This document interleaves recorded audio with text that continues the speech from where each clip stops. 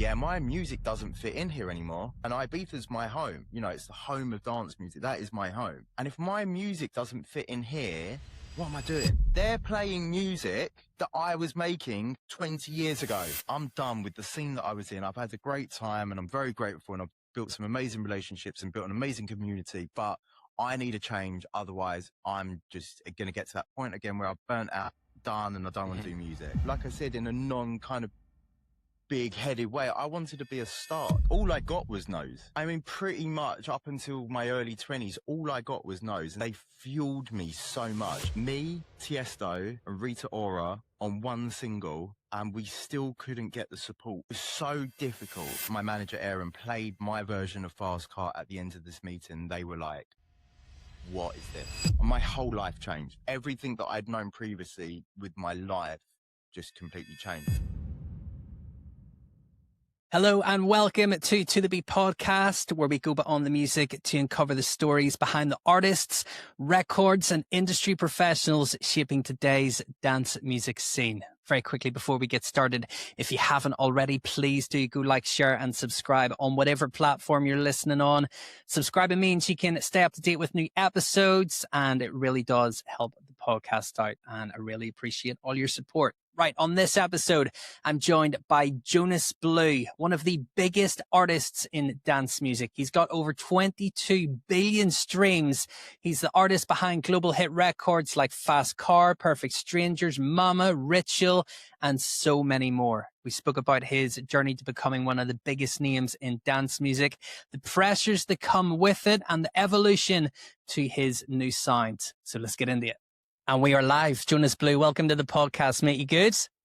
I'm good. Thank you for having me. Of course, mate. You're just back from Asia, you were saying. How was it? It was absolutely incredible. This would be probably my 10th year touring Asia now. And I've probably got to say this tour was just one of the best for me. Yeah. It was really amazing. Did you spend a lot of time out there? Yeah. I mean, Asia's one of my main fan bases. So, I spend a lot of time there. What's the first thing you do whenever you get back from Asia? Unpack all the suitcases of clothes I've generally bought from there. So yeah. And I did ask you, were you in Ibiza? Because like I know that there's a bit of a heat wave and stuff in the UK, but the background's looking really nice, mate.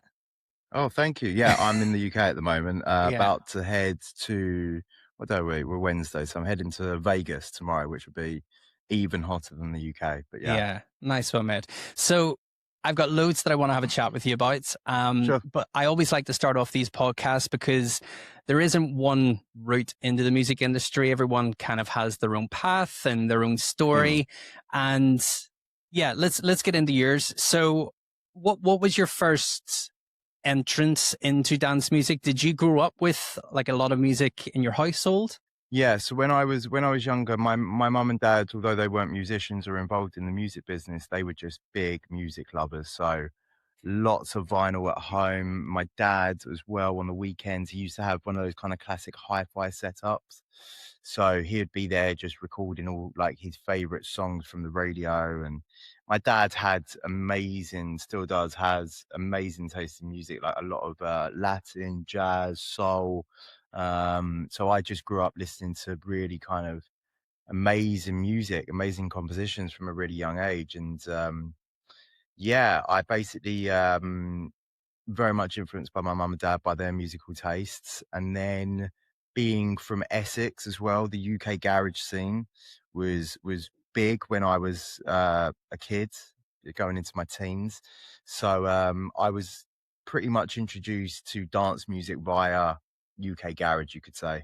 Yeah. Was there one track that you listened to and it instantly got you hooked, that you were like, I kind of want to go down this path of dance music or just music in general? There was a house song that got me. It was basically the one song that I first heard that got me into essentially house music, and that was Junior Jack, My Feelings, which was on Defected Records. And I remember hearing that on a TV program called Club Reps. And from the moment I heard that song, I was just like, wow, because I'd already been kind of listening to UK garage a lot when I was younger, and probably house music on radio, whatever would have been available on radio at the time. Um, but it was definitely that song, Junior Jack My Feelings, which was just kind of the light bulb moment for me. And I was like, wow, what is this song? And then madly, you obviously find out later that that was an Alexander O'Neill sample, and so on. And yeah, that was kind of my entry point to house music, you could say. Yeah. Yeah. Was there any like role models and stuff that you were looking up to, like guys, other DJs, whenever you were first getting into dance music? Yeah, so this program that I watched, so I was 11 years old when this program was on TV, which was Club Reps. And obviously it used to show the very bad side of Ibiza, but being a kid and only having channels 1 to 5, it was like, wow, what's this program and what's this life that people live? And yeah, I just remember very fond moments watching that program and seeing DJs like Cole Cox, Roger Sanchez, David Morales, all on this TV program. And I was like, what are these guys doing? Because whatever it is they're doing, I want to do that as Yeah. well. And yeah, that alongside the music that they were playing on the show and showing Ibiza, I was like, what is this island? As an 11-year-old kid, I was just like, wow. Yeah. And you started to like play with instruments and stuff at an early age whenever you were in school, is that right? Yeah, so I started out as a musician when I was 8 years old. I was a flute player, so done most of my grades on that, and yeah, had a real understanding of music theory, and understanding real instruments, and that was before I even got into DJing. So DJing, I got into it 11 years old, but I, like I said previously, been a musician before that. 7, 8 years old. Yeah. Tell me a little bit about body groove discos, if I've got that right. Yeah. So Body Groove Discos was my first business I had at 11 years old. And it was basically, I was not very good at school. So the only good thing I was doing at school was getting business from my friends who were there. Yeah. So I started a disco company, Very and entrepreneurial. yeah, and basically I just used school as a way to get business, and I was just DJing everyone who went to that school. I DJ'd most of their birthday parties on the weekend, and I did that. I did that for a long time, and I did weddings, bar mitzvahs, and everything. And yeah, very fortunate to still be within music. I've never had a normal job. So Yeah. everything I've done since the age of 11, I've been within music. Yeah, you and I had a very different entrepreneurial kind of mindset whenever we were in school. You were already in music and kind of progressed with that. I was I was going to the shop before school had started and stocking up on soft drinks and sweets and everything and selling them Love for a it. profit. Love it. You were the tuck shop at school. Yeah, hustling. Hustling. So whenever you were getting involved in playing private parties, were you playing like bar gigs or nightclubs in and around Essex at an early age as well? Yeah, so I had my own disco company, was doing that probably until the age of like 16, 17, I'd say. So I had a good few years, and I was busy every weekend. It was amazing time. And from there, I was able to, being a little bit older, was able to get some local gigs at bars. And then my last kind of real job that I had doing kind of open format playing was actually in London. I was playing at a bar called Harry's Bar. And that was basically, I was DJing there up until the point I made Fast Car. Wow. So Yeah. you were obviously producing as well at that time, I guess? Yeah, I've been producing since the age of 12. So both hand in hand for me, just always DJing, always producing. And around my later teen years, I was producing for a lot of other artists. So like there'd be like artists that came off maybe X Factor and things like that, and I'd work on a lot of their, whether it was EPs or albums or singles. I'd do a lot of that. And yeah, I was doing anything and everything. I was doing a lot of sync music. I was doing music for TV adverts. You name it, I've done it. How did the producing for other people come about? Like those relationships, was that just connections or reaching out to people? Both. It was just a way of me earning money. It was a way of me not having to get an office job, which I was never going to do. Yeah. So I was just finding ways to find new artists that wanted, things produced by, a good producer and songwriter. And I was just getting involved with everyone's projects and yeah, doing a lot of work at that time. I was involved in multiple different projects as well as my own. It was just reaching out to people at the time, whether it would have been on Facebook or going to open mic nights and things like that, where I'd network with a lot of people. Yeah, I feel as though a bit of that is lost. Like, still going to clubs and networking with other Hmm. DJs and promoters and stuff is super important for new up and coming DJs to kind of like break into the scene. But I don't think it's happening as much as it No. was whenever we were first kind of getting involved into the scene. Yeah. I think everything's changed from when especially from when I started. I wasn't streaming wasn't a thing. That illegal downloads weren't a thing. It was go to the record shops and buy your records and meet DJs who were playing the circuit as well. I mean, that whole thing has gone. That whole Yeah. scene of going out, purchasing music, meeting people, now that's all gone. So it's like just we're in a completely different time. But it's been amazing to be able to witness all of those kind of different periods of time in this one life. Yeah.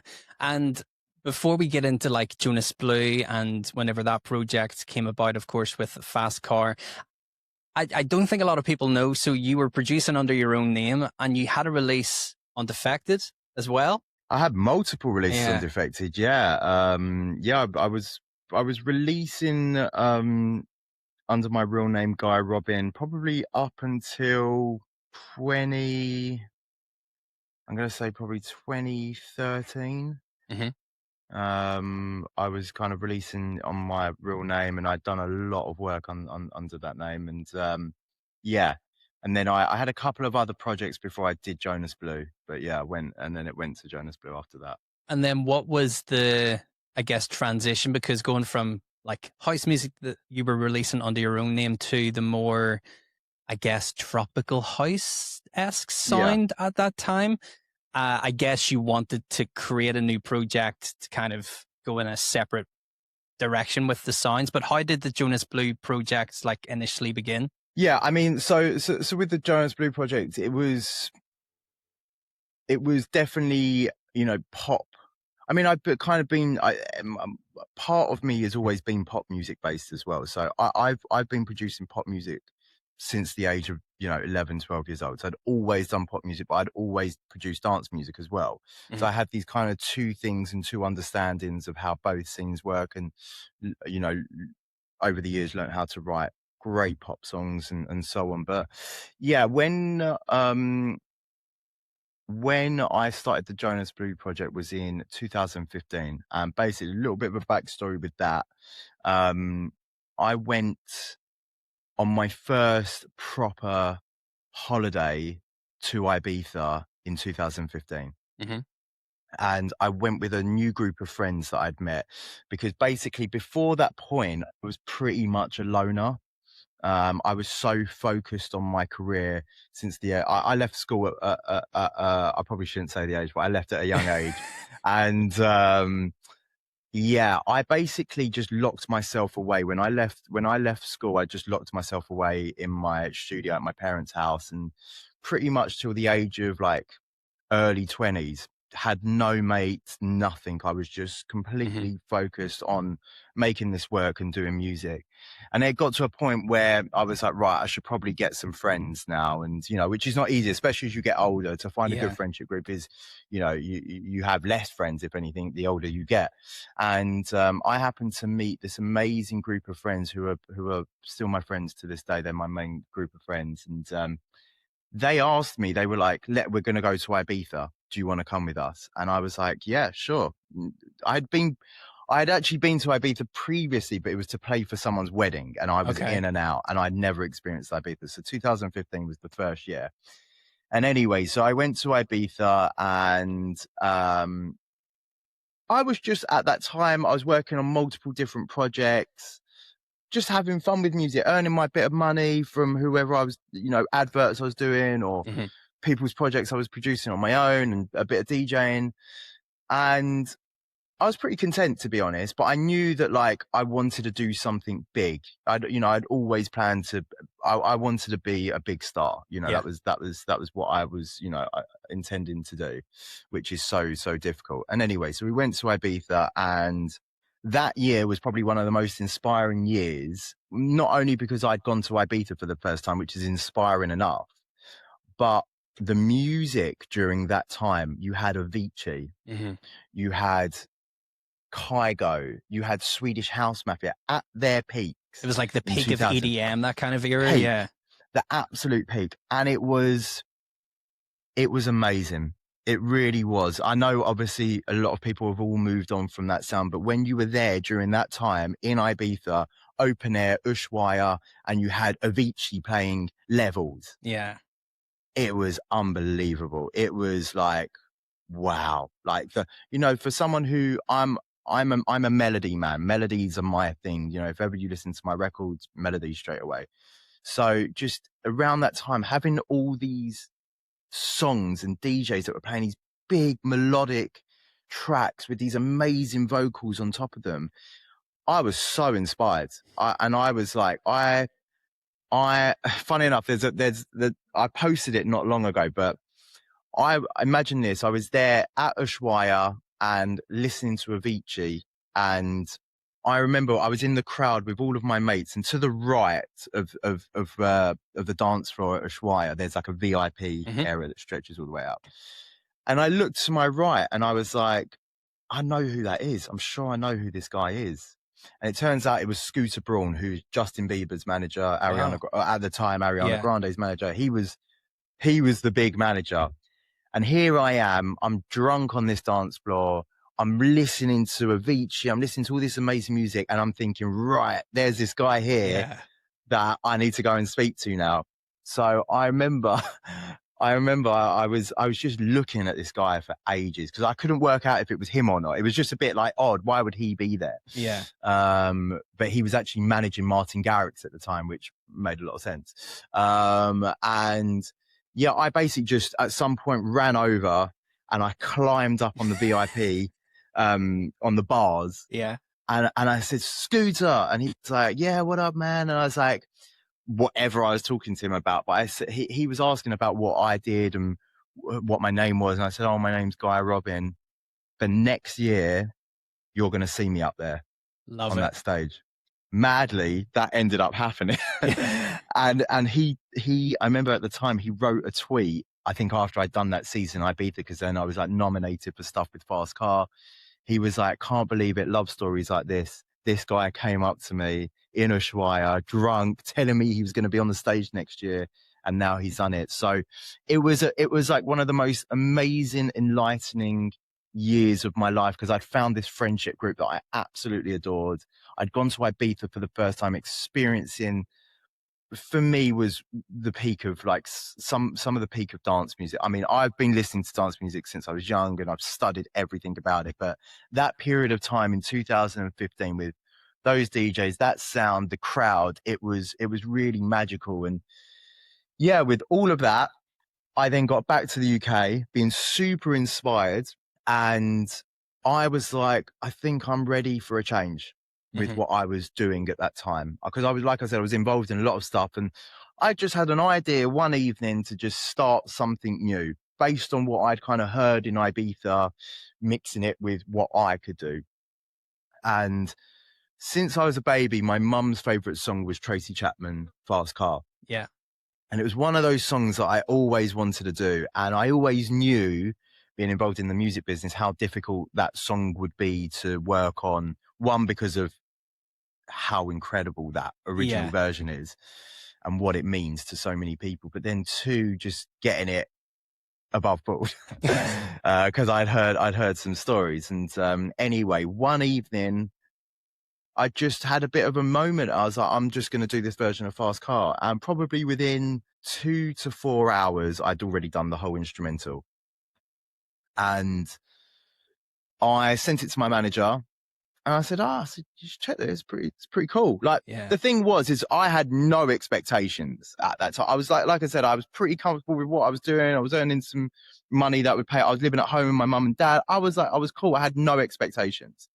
Wasn't signed by any major record labels. And yeah, I'd done this instrumental in probably 2 to 4 hours one evening, sent it to my manager the next morning, which I remember was around October time because ADE in Amsterdam, the conference was happening. And he was like, oh, this would be really great to take around and we'll see where we land. If any, if there's any bites, if anyone wants to sign it.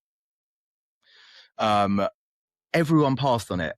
That's the age-old story. Like, there's been so many huge records through the years that our people or label heads are just like, no, it's not for me. Yeah, but that it was also fine. But I think, sorry, just to rewind as well a little bit. So I got this instrumental done, and then my manager said we should probably get a vocal on this because it was instrumental. So I remember, I think a few weeks later. So I did it quite a lot. I'd go to quite a lot of open mic nights because I always like to discover new voices. It was always like a thing of mine. I'd like to, and I met a lot of amazing people at those as well. And a few weeks later, after I'd done this instrumental, I went to this open mic night and Dakota was singing. And I remember being there and just listening to her range and the keys she was singing in during her set. I was like, she could sing Fast Car. Because the problem with Fast Car is that if you listen to the original, Tracy Chapman's range and key that she sings in is so low, could almost be a male vocal. A lot of people think that is a guy singing that record. And that is the beauty of that song as well. So if you change the key of Fast Car, it completely changes the whole feeling, the emotion of that record. So I knew point blank, even though I'd done things like I didn't use the guitar on my version, and that was a very kind of specific thing that I chose not to do because I needed to make sure my version was far enough away from the original, but did something else as well. But the one thing I knew is that emotionally and the way it made you feel, it had to be in the same key. So I knew that I had to find someone that could sing the Fast Car in the original key, which is difficult. Really difficult, especially when like you want to find someone new. And the thing is, at the time, I couldn't have worked with any established artists. It just wouldn't have happened. So I'm in this bar, Dakota's there, she's singing, and I was like, this girl could really record it and do it amazingly. I could hear it. And yeah, we swapped details. And I think the next day she was in the studio after a show. She was doing nothing the next day. And I was like, cool, come round to my mum and dad's house and we'll record this vocal for Fast Car. And then my manager went to ADE in Amsterdam and was pitching it around, and everyone passed on it. And then my manager ended up having a meeting for something else, nothing to do with me, at Virgin EMI. So he'd come back from ADE, gone into Virgin EMI, and basically Ted Cockle, who was the president of Virgin EMI at the time, love Ted, by the way, big shout out to Ted. Yeah. And Jason Ellis, who was the head A&R there for Positiva. My manager Aaron played my version of Fast Car at the end of this meeting. They were like, what is this? So much so that they didn't let him leave without signing the deal there, because they knew, they had a feeling how big this record was going to be. Yeah. So that was probably November time. We then signed, I remember, the contract in December, still with no artist name. I had no artist name at that time. And my manager said to me, he was like, you should come up with a new name for this. This is completely a different sound to everything you'd been releasing under Guy Robin. Yeah. You should come up with something new. Again, at that time, I had my job in London, playing for 6-7 hours a night DJing. I remember I was on the train platform and I had a moment. It was like an epiphany. And I think we'd come up with Jonas. Me and my manager had come up with the name. And the reason we came up with the name Jonas was because all during that time when I went to Ibiza, a lot of the DJs were Swedish or Scandinavian. Yeah. So at the time, I wanted Jonas Blue to be completely faceless because, to be honest, I was focusing on all my other stuff during that time, and this was like a little side project that we didn't know what would happen. Maybe the single would get signed and it would do some good things, and that was it. So we came up with the name Jonas, and I was like, it needs, like Calvin Harris, like that. They all have this kind of like second, unless you're Avicii, where it's just the kind of one word. But we had the name Jonas, and I was like, I really like that. And I remember being on the train platform, and a few weeks before I was there, we'd shot a music video for one of my other songs. I went under another alias called Scales, which was a UK garage project, and the lead actress from that music video, her real name was Tuesday, like the day. Yeah. And I was like, what if it was like, I'm standing on this train platform thinking, what if it was Jonas like Monday or Jonas Tuesday? I was like, it doesn't quite work. What if it's a color? Yeah. And I was like, the music resonates summer, it resonates the blue skies, it resonates the sea. What about blue? Yeah. And I was like, Jonas Blue. And I remember calling my manager, and I was like, because we had to, basically the song was going to be out in like a few weeks' time, and we didn't have the name, the artist name. And I was like, got it. Yeah. It's Jonas Blue and it's Fast Car. And then we were just like, cool, let's see what happens. No expectations whatsoever. Even though it was going with a major label, I've worked with major labels all throughout the years. I just didn't really have any expectations. And I remember New Year's Eve, I got a call from my manager. I'm there with all the same friends that I went to Ibiza with. We're having a house party, and my manager calls me. It must have been around midnight. He was like, congratulations, you've got the Christmas #1 in Australia with Fast Car. Wow. And that was the start of Jonas Blue. Sorry, that was a really long story, but I had to explain how we got there. But yeah. No, you're fine. Like, this is why I love doing these kind of long form conversations, and people like you are great because you just ask a question and it's like, all right, okay, where you go. So I went on a tangent. No, you're fine, mate. And it's so funny that you mention like the Swedish name, because I don't know if you know him. So previously on the podcast, I spoke to Leo Chinsaris, who's kind of like a legendary A&R person in Germany. And he too was an artist and stuff whenever he was younger, and he had his own project and was writing for other people. And I guess similar to you, wanted to create a new project, but was sending his music to all these A&R people and wasn't getting a response. So thought to himself, oh, let's create like an alias. And around the same time, like this is going back to maybe like early 90s or something, where all these big pop records were coming from producers in Sweden. So him and his friend came up with a project, and they both had Swedish names, and immediately got like all these records signed. So it's just like, it's so funny, like the different alias on the Tracy Chapman, I guess, rework sample. And it's great that Ted and Jason and stuff didn't let Aaron leave the room without it being signed. How did your mum feel about it? Because it's like her favorite record, wasn't it? Yeah. And that's why it was like, it's weird. It's like, I knew what I had to do on the record to basically, I don't ever class my version as like a remix or like a sample cover version. For me, it was a reimagination, because I went into it completely reimagining this song, but being totally respectful to the original. Like what I mentioned, by keeping the same musical key, it was very, very important that we did that. But my mum absolutely loved it. I think, just for one, changing the feeling of it in terms of being able to dance to this record now and almost cry at the same time. Yeah. But then creating iconic moments in it, which the original didn't have, with the synth sound, which ended up being a signature sound for me, which was the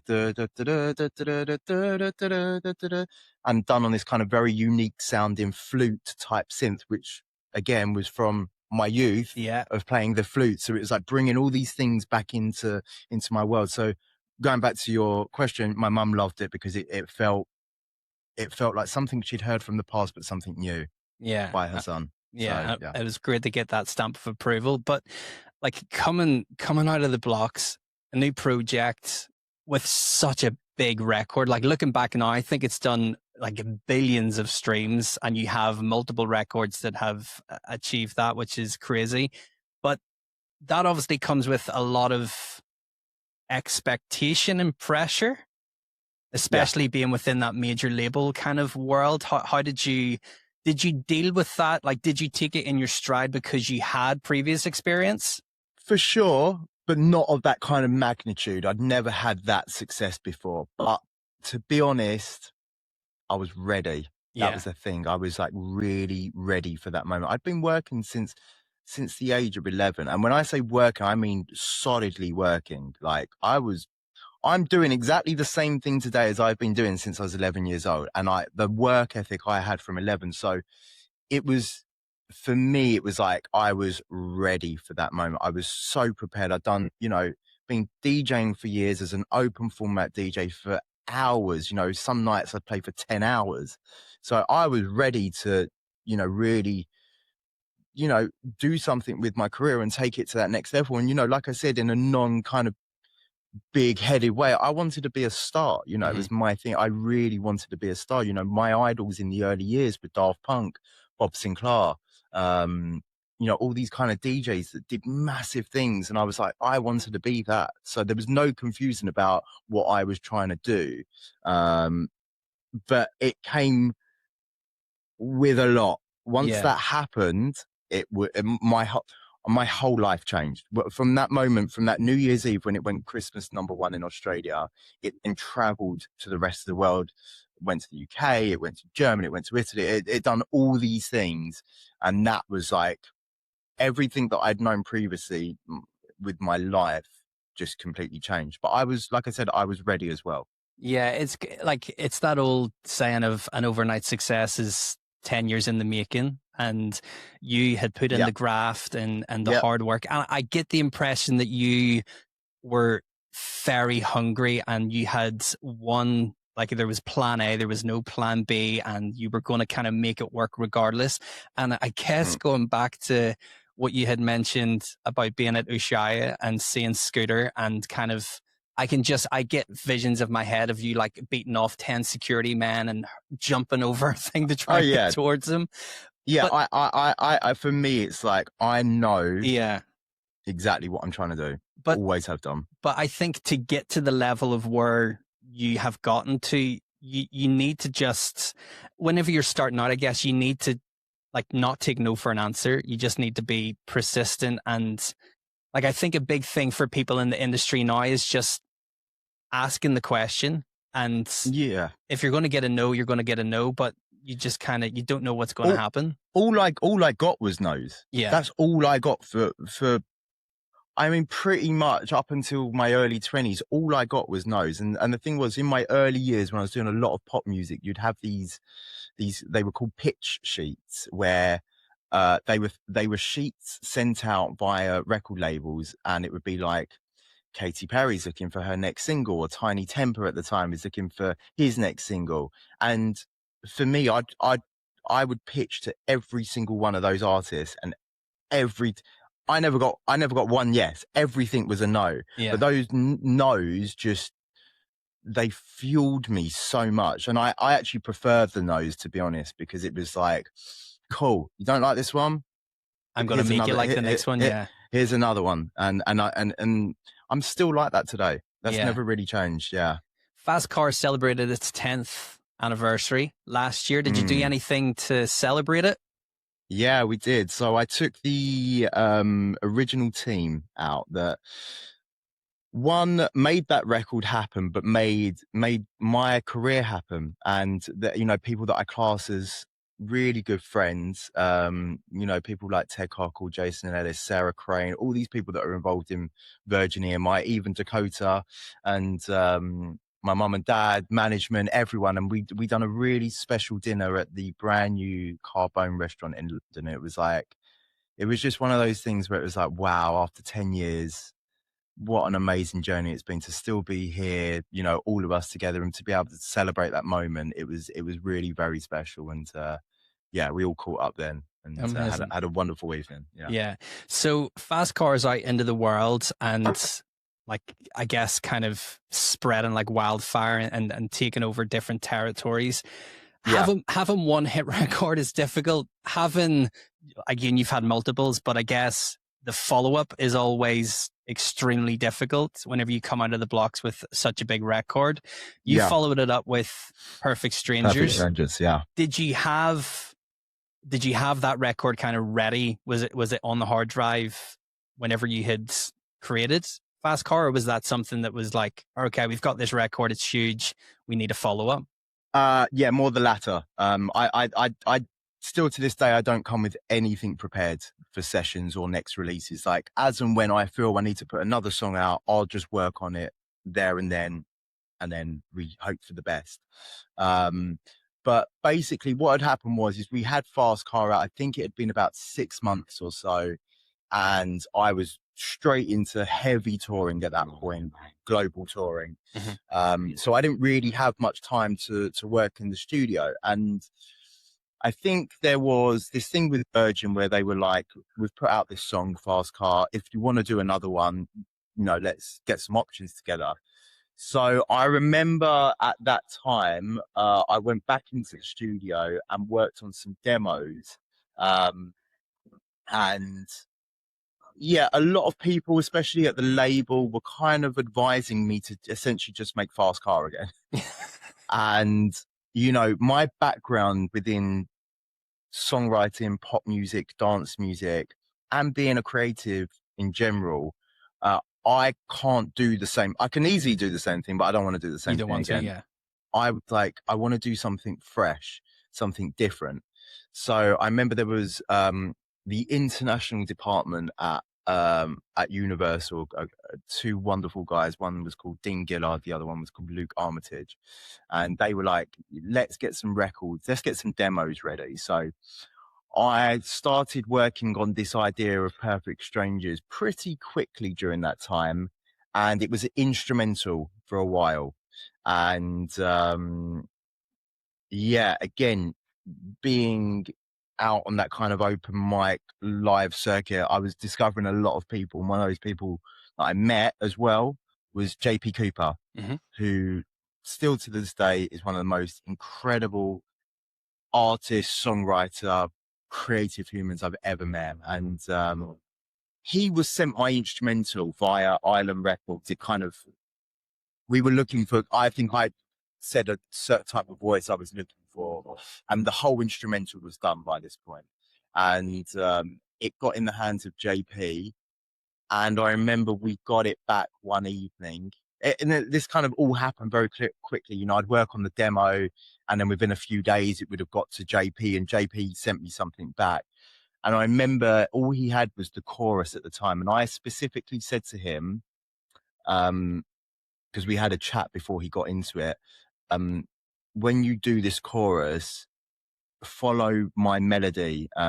So I had the da, da, da, da, da, da, da, da, da, da, da, da, and that was the same sound that I'd used on Fast Car.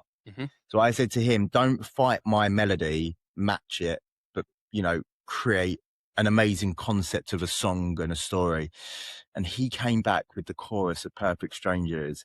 And I remember listening to it and I was like, oh my God, what is this? This is absolutely incredible. And then we worked on, I think the next day he was in Manchester at the time, and we worked on the verses and pretty much had the whole thing done. And I remember taking it into the label and they were like, yeah, not sure, because the drop, the bum, bum, bum, bum, bum, bum, it was like, it was quite hard in comparison to what we'd just done with the sweet Fast Car version. And they were like, it's a little bit left to what you've just done. And to be honest, I just didn't really care. I was just like, I love this. This is brilliant. And it's like, I was playing it up for my mates and my sister who has a really good ear as well. Played it for everyone. Everyone loved it.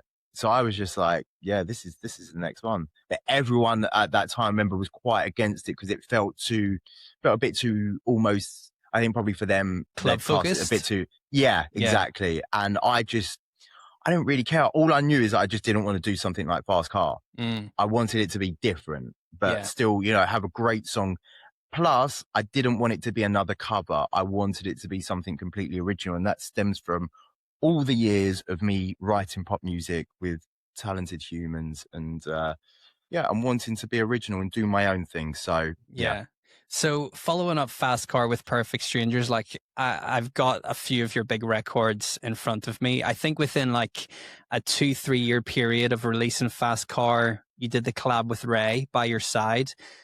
You also did Mama and Rise. Like again, surely at that point, like I know that you had the history and the years of kind of graft behind you. Are you now sitting thinking like this is easy? Like It definitely wasn't that. It was more difficult, to be honest. There was so much expectation at that point. Honestly, yeah. it was like, I remember having a conversation with David Guetta in my early years. Very fortunate to have a conversation with him. And he said to me, having a hit single isn't hard. It's having two, three, four, Multiple, five, yeah. and all the years after that. And that always stuck with me. And as things got, at that time, it was every song I was putting out. It was just, and not only that, the people that I was, when I discovered Ray, Mm-hmm. it was like, it was all these amazing artists that were like being discovered. And so not only were people getting a new song from me that was like, ended up, soundtracking people's lives and so on. They ended up discovering a new artist through it as well. Yeah. So it was like this amazing thing that was going on. But the pressure, I cannot even begin to tell you how difficult that was, because then, your life changes and you've got major record labels and rather than listening to music, you're seeing numbers now. And it's like, you got this and you got to do that. And it was a lot, and it to be honest, it got worse mentally for me as the time went on, because it was just, I was confident in the fact that I knew how to write songs and Mm-hmm. write, you know, really impactful music, but it was the pressure. It was just insane. Yeah, it really got to me a lot. Yeah. What was there, like you had mentioned about Perfect Strangers and it being stylistically and sounding different to Fast Car, and you had took it in, you're like, I want to release this, and you got a little bit of pushback. Was there, and listen, that's always going to happen whenever like you're working with labels and A&R people and majors and stuff, because It's opinions. Like yeah, of everyone course. doesn't every and at the end of the day, I'm like just creating art from my heart of what I want to hear and see out into the world, and not everyone agrees with that. Mhm. That's fine. Was there a record though that you felt passionate about and that you wanted to put out but got pushed back and you were like, no, like this is the one, regardless if it didn't maybe stream as well as the previous, that you kind of really fought for to release? Yeah, Ritual with Rita Ora and Tiesto. That was Banger. a record that I had sitting on my hard drive for probably about 4 years. 3 or 4 years I had that record sitting on my hard drive because no one got it. And yeah, that was definitely a record. And even when, I'm not going to say any names, but even when we had done that record, me, Tiesto, and Rita Ora on one single, and we still couldn't get the support from radio. Wow. It was so difficult. And that I just remember that record in particular just being so difficult. And I don't know why, because I knew that it was, I knew it was a great song. And like, I wrote that with Fraser T. Smith, Grace Barker. I wrote it with some amazing people, and Wayne Hector as well was involved in that. Amazing people that I wrote that song with, and it was so difficult to get anyone to support that song. Honestly, I had to fight. Even after everything that I'd done with all my stuff, Mhm. that was a big fight, that record, to get that on radio, to get, you know, multiple things, marketing, money behind it. Was difficult with that record. And then, that ended up doing what it did. Yeah. Why do you think there was so much pushback? Because like hindsight's a wonderful thing, I guess. Looking back now, huge record, three massive artists. Why? I What think was it? The sound? I think no. I think, to be honest, I think a lot of the problem with that record. So my records during that time, I mean, still now, we're having it with Edge of Desire now, but during that time, my records I'd put out 2 records a year. Mhm. and each record would last pretty much 6 months each. So radio was still playing whatever song I had. I can't remember what it was before Ritual, but I had a song that was on radio. Could have been like Polaroid or something that was on radio constantly. So I think it was this thing of like, and and streaming platforms were backing whatever single I had. So it became really difficult for this collab that I had with Tiesto and Rita Ora that, we're only going to pick one and we're going to go with your single. But it was just like, it was difficult. And I think there was politics involved with that. And understandably, but I just knew it was a great song. And if people got behind it and if the general public heard it, I'm sure it would do some good things and make people happy. And it did. But that was a big fight. And it was a record that was sitting on my hard drive for a long time. You'd mentioned about like the pressures and expectation, like after releasing multiple huge records. And I think Ritual with Tiesto and Rita Ora was 2019. So was that before COVID or Yeah, after it was. COVID? Yeah. We released that before COVID. Yeah. And then I think you've said previously that COVID was kind of like a thinking period for you of what you wanted to do next.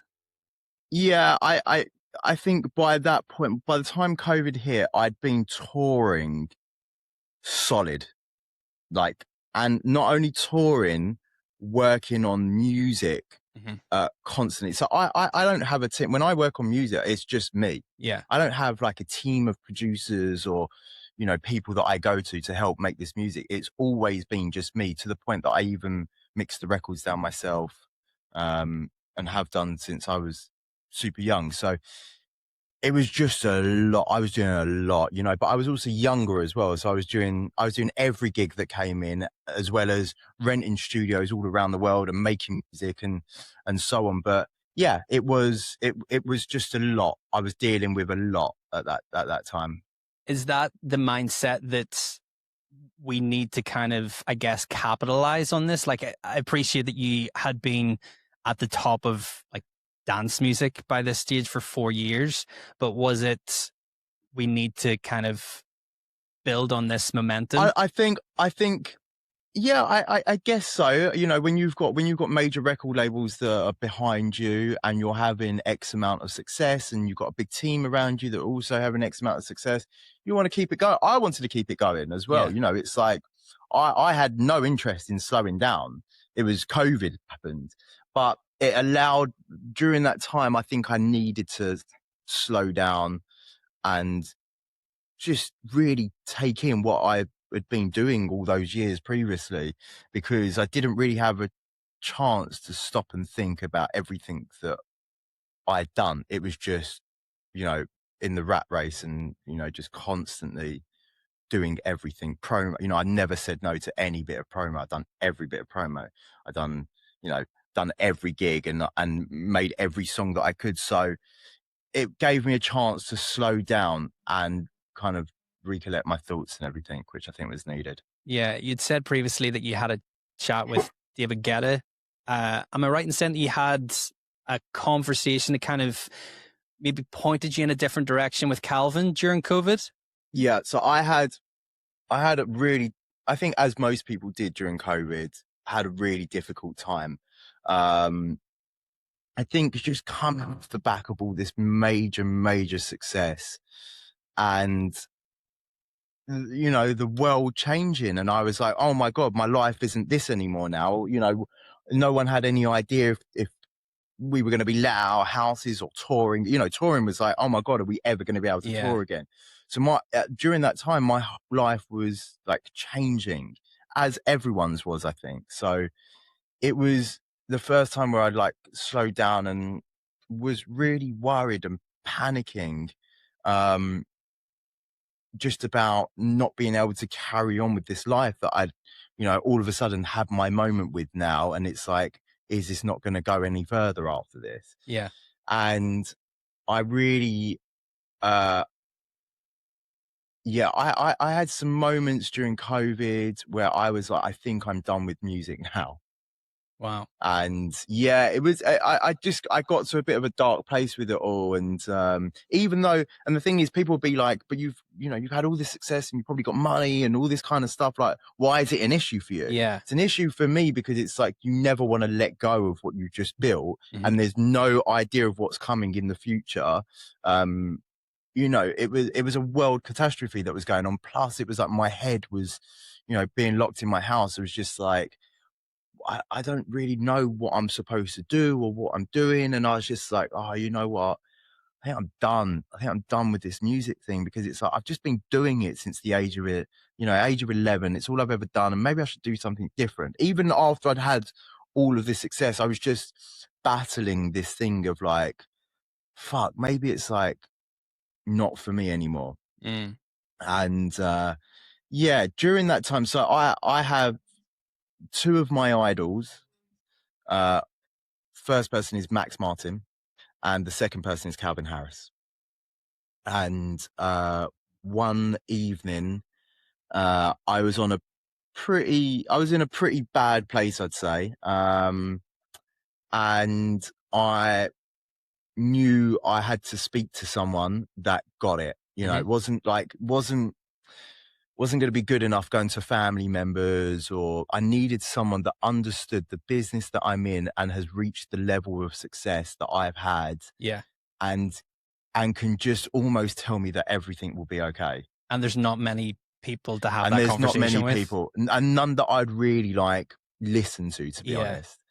So I knew getting in touch with Max Martin wasn't probably going to happen, especially to speak about that kind of stuff. And I didn't have a relationship with Calvin, but we were on social media with each other, and I was just a big fan. But he was also someone that I knew that I think I needed to speak to him to just be that person, to be like, I get it. I've been there. I know how you feel. And I messaged him on Instagram this one night when I was in a pretty bad place, to be honest. And I just messaged him and said, if you've got 5 minutes, would really love to speak to you, just, from artist to artist. Really appreciate some advice and some help. Within 10 minutes, he got back to me and we were on FaceTime. And I mean, even now it gives me goosebumps, because it was at a time when I really, really needed help and some direction of what am I doing now? Like, it's more of this thing of like, you've reached so much success and had all this amazing stuff that I'm now like feeling super low. So I'm in this kind of like, you had like the peaks and troughs, and I'm like in this trough now where I'm just like stuck mentally and physically as well. And I'm very fortunate to have a conversation with him, and such a lovely human being he is. I think we had a chat for a couple of hours on FaceTime, and it was just, it changed my outlook, and it changed my life from that point, because I was very, very, very seriously just going to stop, because it just all got too much. Like the fame, the touring, the lifestyle change. It was just so much to take in. And when I spoke to him, it was just that reassurance. He was like this angel on my shoulder that just didn't really tell me anything I didn't know, but it was like, I've been there and I've dealt with exactly the way you're thinking. I've been there and I've dealt with that as well. And it was just a really beautiful conversation, and he really helped me. And I was so fortunate to be able to have that conversation with him, because things could have gone slightly differently, I think. Owe a lot to him for picking up his phone and having a chat with me. Yeah, shout out Calvin. But like that's amazing that you were able to have that conversation. And totally, like you said, the music industry, it's filled with, it's like a fucking roller coaster. It's highs and lows, and you can go from a peak to the bottom of it very, very quickly.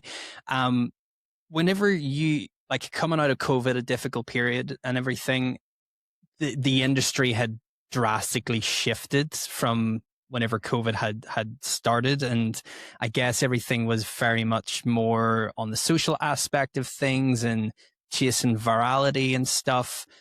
You, like, I hope you don't mind me saying, but you seem to be a more of a long game kind of person rather than chasing trends. How did you deal with that aspect of things, with the industry changing?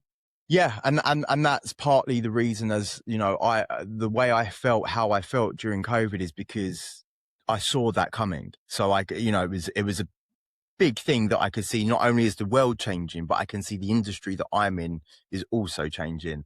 And that is, what led me to that point of being like, I think I'm done with this, Yeah. because I'd never made music to be in front of the camera. Hmm. Like, that wasn't, as much as I said, like, I wanted to be a star of some kind. It was more like within my craft to be a star. I wanted to be the best possible DJ that I could be. And I wanted to be the best producer and artist that I could be. And that for me is what I wanted to be as a star. But I saw everything changing, and I just saw it not being about the music anymore. The music was kind of just facilitating it rather than being the focus of the industry. And yeah, I just wasn't down with it. And it was like, I think people are getting into music for the wrong reasons, because it's just that people see it as like an easy way in to get some kind of stardom or fame or Hmm. whatever it is, some people get into music for. And it was just like, this is everything that I'm against. But how did I get on with it? I mean, I had no choice. It's like, if I wanted to remain in this industry, you either get on board or you don't, and you die off. Yeah. And yeah, I just realized that I had to get on board with it, and change certain things, whether it was social media and what type of content I'm putting up. Back I was doing like these long recap videos of the gig that I just played, and like that was like amazing. Now if you put anything up longer than 10 seconds, no one gives. Yeah. It's like, it was a different time. And for me, it was like that really showcased my art and what I did at the shows and the music. And then all of a sudden, no, we just want 7-second content of you making eggs in the morning. It's like, Yeah. I'm not really down with this. But I think, look, like I said, you either got to be down with the changes or don't be, but understand that you won't fit in with what's going on, because culture changes. And Yeah. that's a given. And you just have to be on board with it. But how did I deal with it? I don't know. I just found my little niche and my little way of what made me work in today's world, along with the focus always being the music. For me, the focus is the music, and I just make sure my music is the best possible music it can be and have the biggest impact on people's lives. And that for me is still the focus before any content or anything else. Yeah. But I'm still equally aware of how much content is needed and what I have to do. And I try my best. And I try and do everything. Just like I said to you, I did every bit of promo. I did every show. I tried to do every bit of content that I can do now, as long as it's morally It correct fits for you as me. an artist. Yeah. Me dancing in front of a camera to my new single is not going to happen. No. I'm not going to do it. Plus it's like, I've earned the right now to not have to do that. Yeah. But I understand what I do and what I have to do in front of a camera and for social media platforms to still be relevant in this day and age. And Yeah. I have no clue, but I try my best.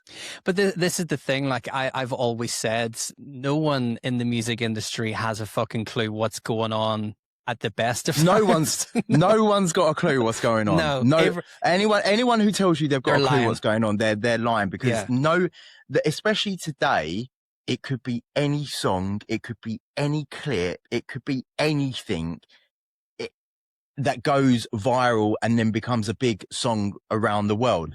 No one's got a clue, and no one can predict that. And the old methods of the way that we used to put records out, of going to radio, that's gone. Yeah. That everything's changed. So it's just, for me, make the best possible record that you can and make it part of a scene or make it part of a community, and just do your best to just get it out there. And that's all you can do. And still to this day, we've not got a clue.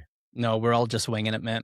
We're all winging it. Yeah. So like to be at the level that you have been for such like a long period of time, a key part of that is evolving and moving with the industry and changing your sound, which you have done recently with the new music.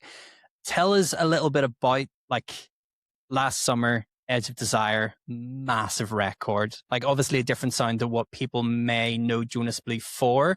Yeah. But have you always wanted to go down that more kind of club focused route for a while?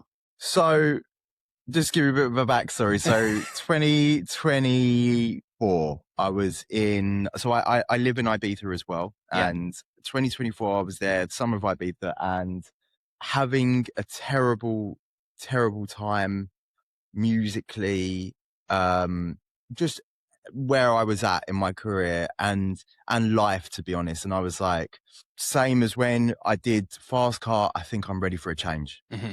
And at that year, I was going out a lot, and I was going out to all the different clubs. And for me, that's like market research. So not only am I networking, meeting friends, DJs, colleagues, blah, blah, blah.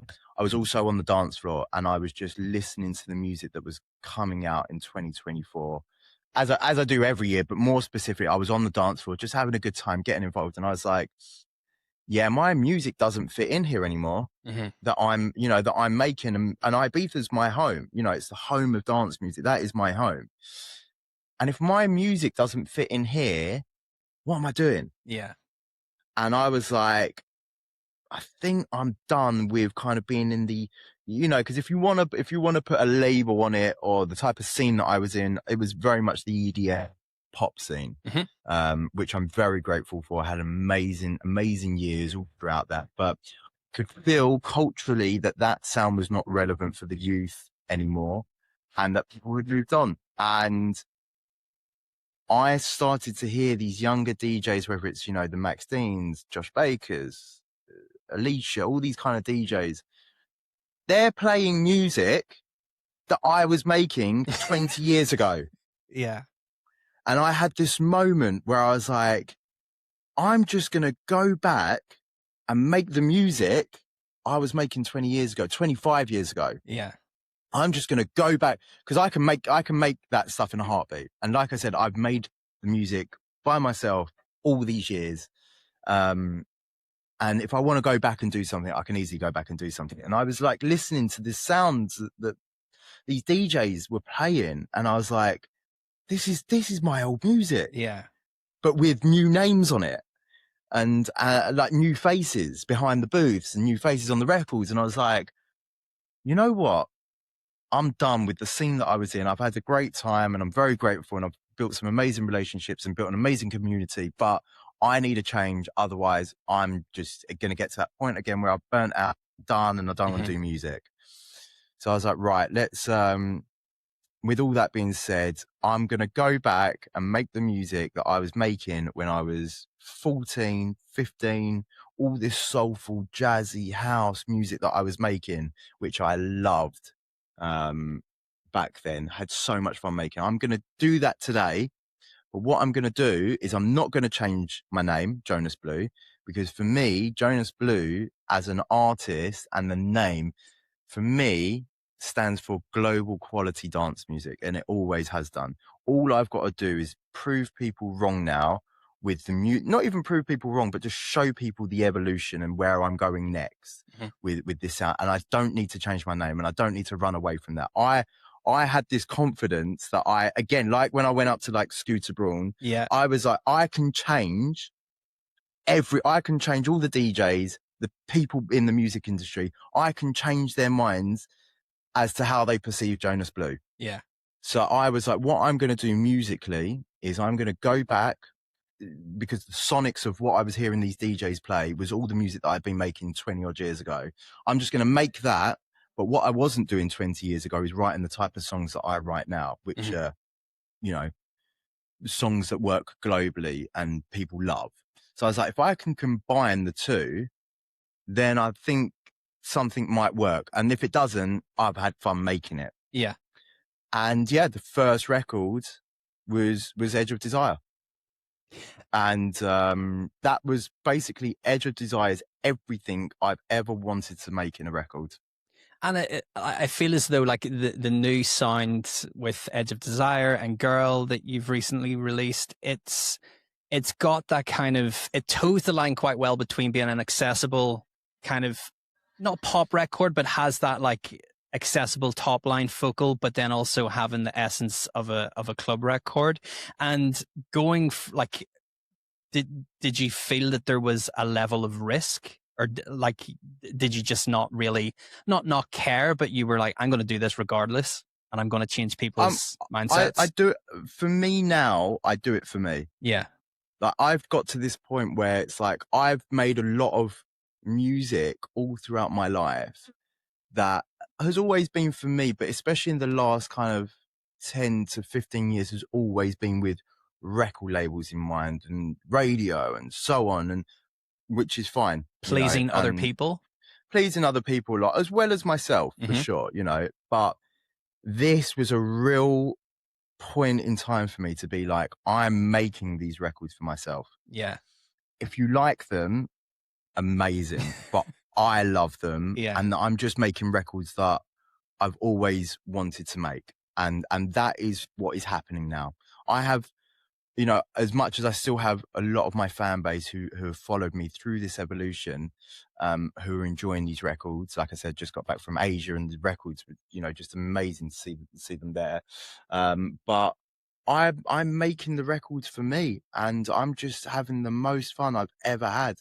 I'm just completely free now of everything, and I'm just having a great time.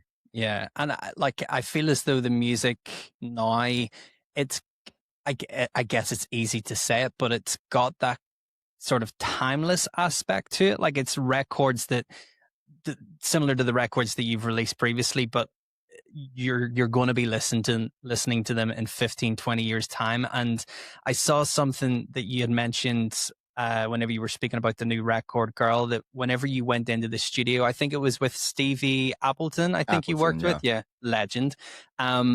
That you were taking references from like Stardust and Mojo and stuff like that. And that very much translates into the sound of Girl. Yeah, again, it was the same thing. It was like I think I was out at like a black coffee show, and he'd like played Music Sounds Better with You, and then I think I was somewhere else and heard Mojo Lady being played, and I was like, huh, isn't it amazing that DJs just play all these old songs but never write new songs like this? Yeah. But also, I think a lot of the issue is that nothing against newer DJs. I think it is a skill to be able to write those type of songs, and exactly what you just said earlier, finding that line of it being a commercially viable song that people get around the world, but then has this sonic palette of a club record. It's a really hard line. If you don't know it, it can go one or two ways. The record can end up being super commercial and pop sounding, or it can end up being a club record that the vocal top line just doesn't really hit or feel iconic enough.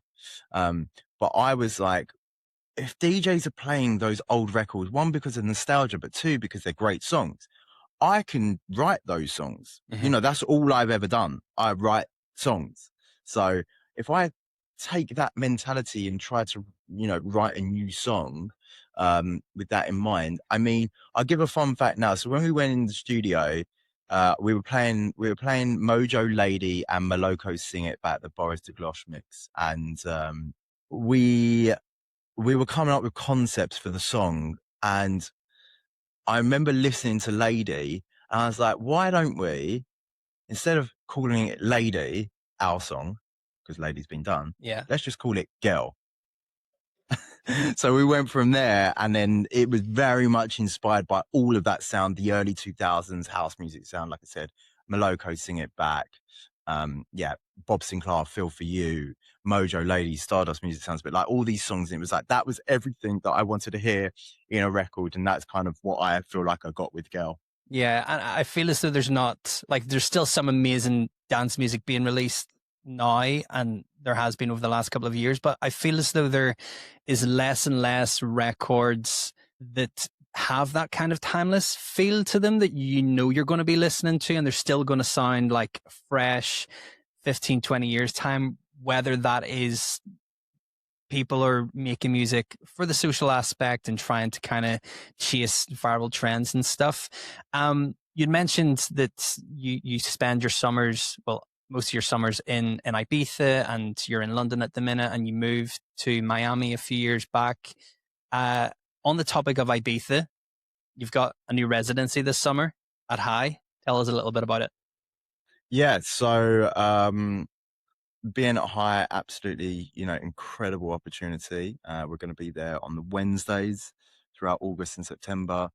And yeah, basically, this is kind of going to be the first time that people see the real change in sound consistently week in, week out. An amazing lineup of guest DJs that for me are part of this sonic palette that I'm trying to really hit now. So we've got some amazing DJs on the lineup. And then the idea with senses is that basically it touches every part of your, of your sense. So, the sight, smell, and sound. Mm-hmm. And the idea is that basically takes you on a journey throughout the night, not only with the music, but with the smell, and then with what you're seeing visually as well. So it's a whole kind of it's a sensual experience with what we're trying to create, and we're doing it at High, which feels like the perfect place to do it. And yeah, that kind of it came from being one with my music being so global and being able to travel amazing parts of the world and experience so many different cultures and sounds that I've been fortunate to experience over the years. I want to bring that into the party. So the idea is that culturally we move through different languages, different sounds, and then along with that, like I said, different smells and then we've got some things that we're introducing with taste as well. So it's a real sensual experience with what we're trying to create through the night, still within dance music, but culturally taking people on this journey all throughout the world. Amazing, mate. I'm looking forward to it. We're going to wrap it up soon. I've got a couple of questions that I want to hit you with. Sure. A few quick fire questions. No worries. I'll be quick. What's the best advice you've ever received?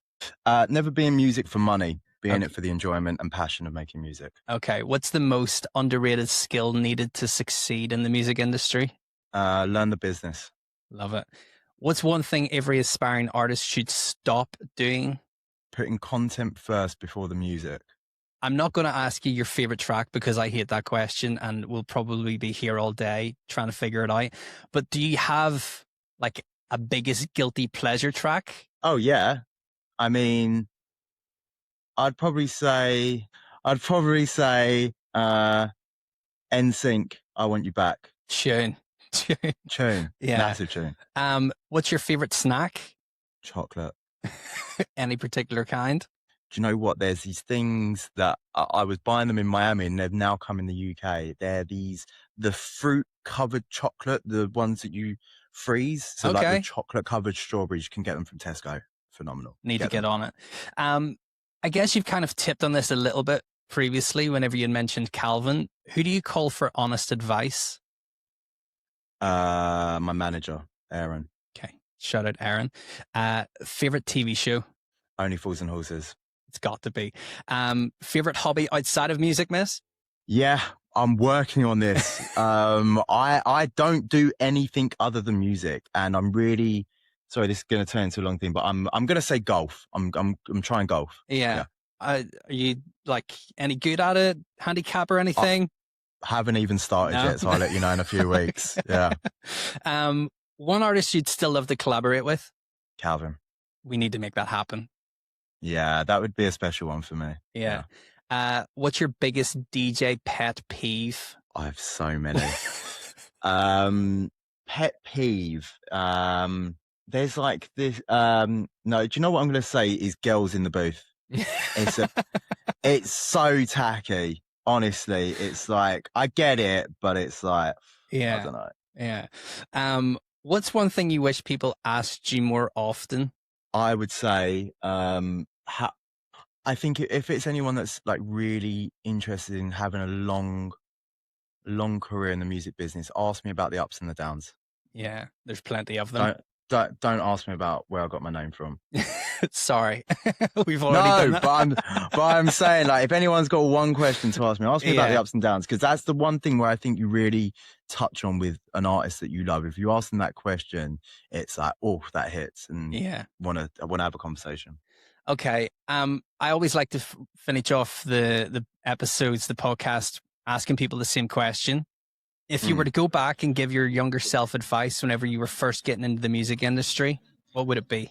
Don't rush the process, enjoy the journey. I think back to some of my younger years of really like, I want to be older and I want to be a star and I want to do this. And actually the biggest enjoyment in hindsight now that I think of it is all those years I was at home grafting up late at night, making new connections with people. They were the best times in my life, man. Like I had no anything was a possibility at that point.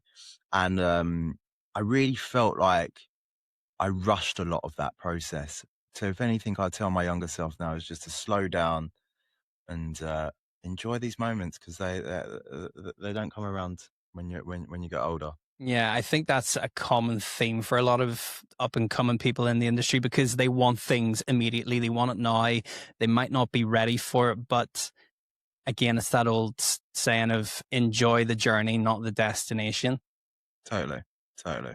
But I've had a great time overall. But yeah, that would be one thing I'd tell my younger self to not worry as much and enjoy the process. All right, mate. Listen, we're going to leave it there. Thank you so much for coming on the No podcast. Really worries. appreciate your time. Thank you, man. Appreciate it.